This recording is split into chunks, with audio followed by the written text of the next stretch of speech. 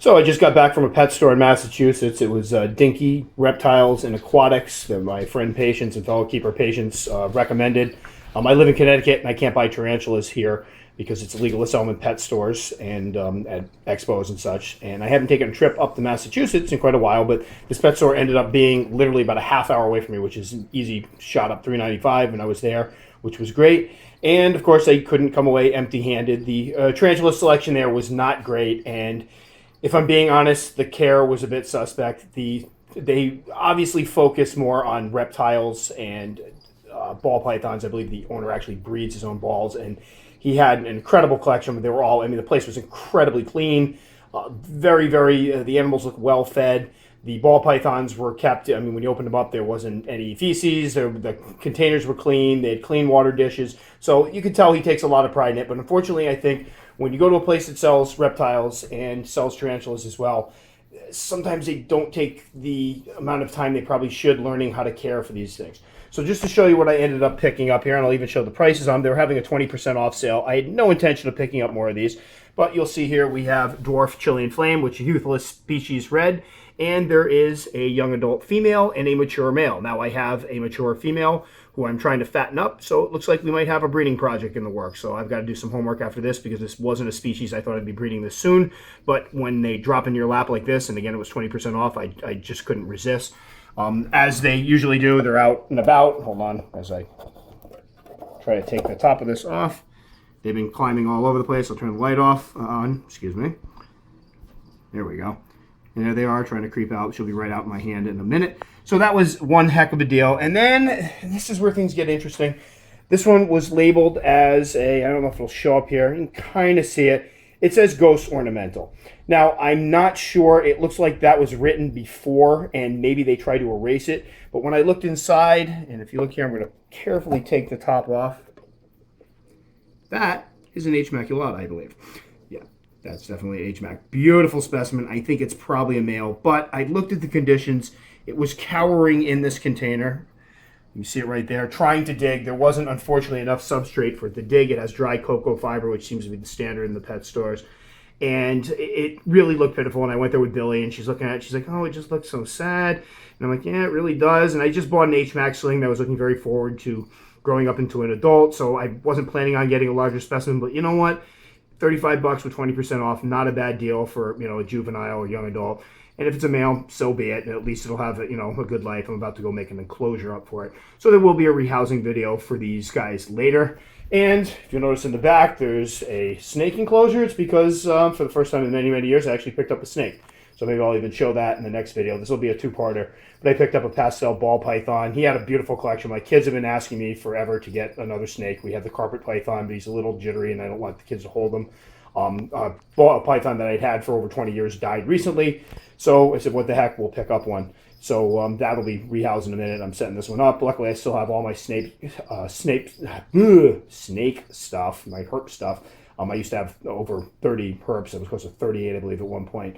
And so we'll set this one up later, and we'll have a new family pet there. So this will be part one of the video. It's kind of a little review. Again, as is the case with most of these guys that are that specialize in reptiles, I just don't get sometimes why they can't spend a little more time getting to know the husbandry requirements for the tarantulas or knowing the species.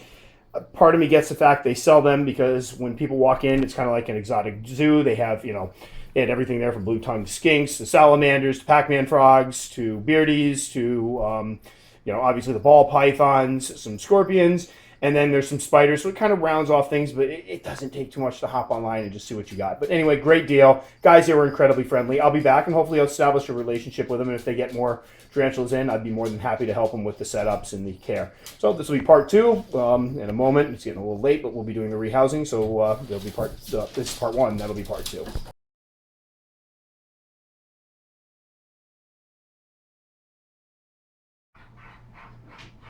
Okay, second part of the video from Dinky's Reptiles and Aquatics, the rehousings. I actually have a male dwarf Chilean flame. I can't believe I just used the common term. It's because it's written on the side of it. Euathlus species red. This is the female. As you can see, definitely needs to be fattened up a bit. Abdomen is quite small, so we're going to get her rehoused. Luckily, I had an enclosure already set up that I hadn't used yet, so we're going to get her in here, probably temporarily. I'm going to get something a little different for her. But we'll get her out of here. And then I have what I believe is the H. maculata, who's cowering in the corner, won't be cowering for long, and we'll get that one hopefully rehoused, and hopefully it'll go easy. All right, so let's get this one out.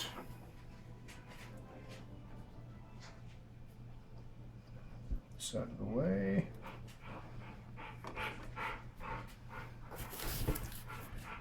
Now, full disclosure, I probably wouldn't think twice about sticking my hand here and picking this one up, but I'm trying to teach good habits, so there we go. And no, that's my hand. Oh, God. All right, I gotta get this He likes down. your hand more. They do this all the time. Probably likes the texture of your hand more than the cardboard. It is pretty hot and gnarly from all my chewing my hands. There we go. Okay. All right, so again, I normally don't handle, and I've literally handled probably a dozen times, and 10 of them have been these guys. So yeah, I got caught. That, in full disclosure, I wouldn't ever do that with with a species with a big bite, and I normally don't do it with any of my other species. It's a little late. I'm a little tired, and they are kind of cute. So back with it. Whoops. Oh, I'm gonna put up. Okay, and she's coming out again. Okay.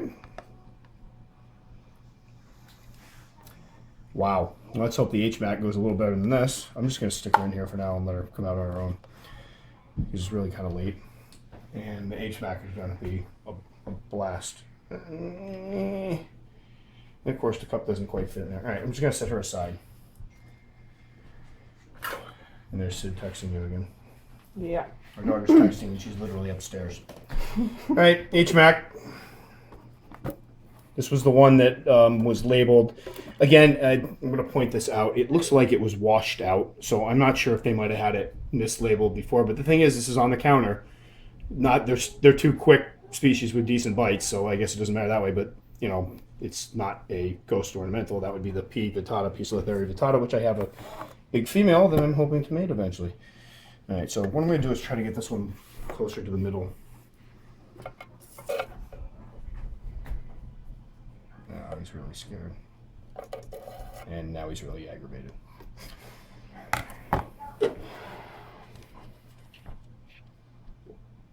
I might break out my special one for this. Oh, no. And I've got one of my arboreal setups. I love these things for how they look. They're a nice size for the medium ones. I like the little cup here. I will say the one thing I'm not particularly enamored with is they are a little tough to maneuver in. So I kind of give up the maneuverability. All right, I'm going to get that plant out of there. Problem is I'm a little tired, and that's when mistakes happen.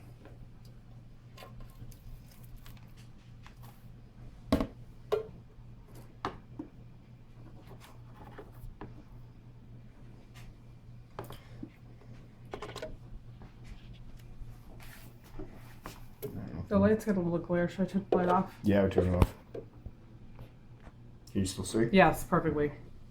It's better with its nose. I'm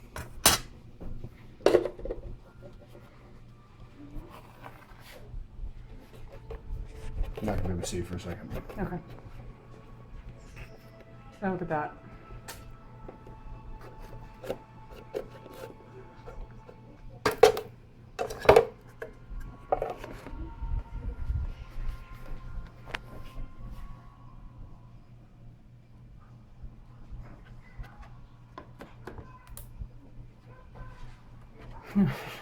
Yeah, it's gonna be the fun part. He's just hanging up upside down. I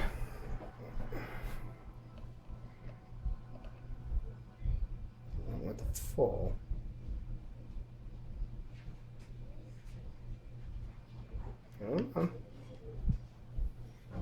There you go. No. They always want to go up. And you know this.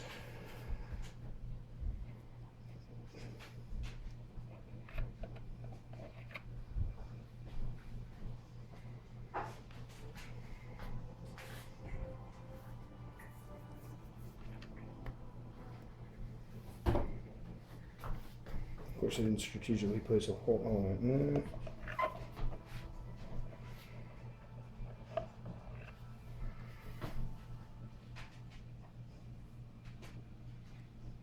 Boom. Perfect. All right, hit the light for a minute. Let's see if we can get it. Oh, let's see if we can get a glimpse of it over there. Go ahead and get the top ready.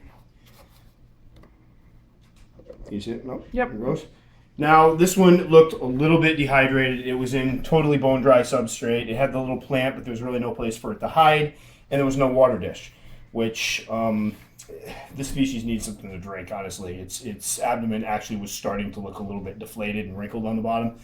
I just bought an HMAC sling, and again, as I mentioned earlier, I was kind of looking forward to letting it grow up and having the adult and growing it as, from a sling to adult. I couldn't pass this one up. A, it's gorgeous. B, it was $35 on sale for 25% off.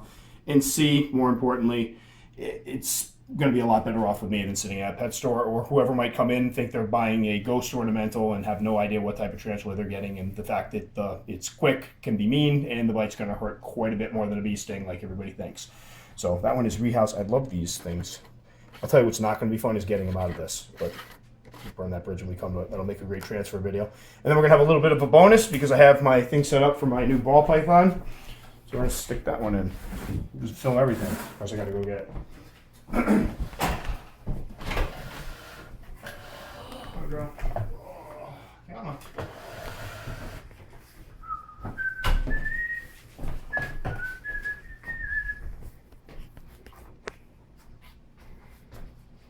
Come on.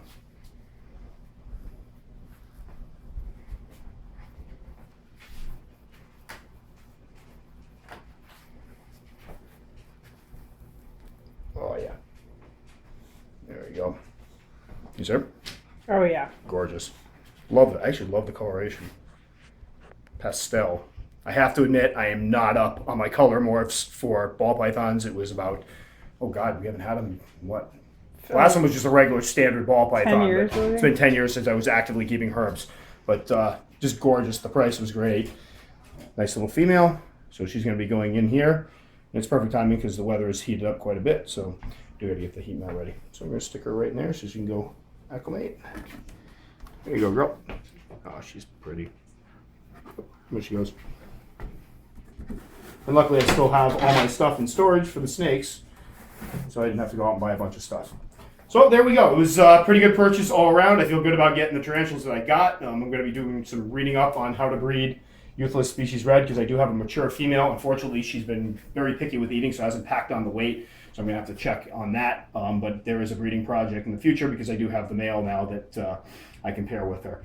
So goodbye all overall, and it's kind of nice to have a ball python again.